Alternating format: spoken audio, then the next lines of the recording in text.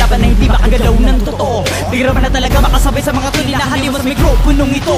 Bilisan mo siya, wala ka bigla ba magagawa sa mga tunay na pinuno na kabilang sa mga pinag-arian na ako lang napatagal lang na gumagawa ng katibayan na masakin na ang kadiliman. Di ka naman na talaga ako malilindang. Huwag mo na gawin na mga bagay na hindi kaya kabuli ng mga kaisipan. Papalutan ka ha sa mga para na hindi kaya lamunin ng mga nito na pinahubog sa kalaman na kabilang sa mga hinirang. Libre na mula sa kaluwa, kagawa na pinatay ka mga kapag minsan sa mga tunay na mga kaalaman.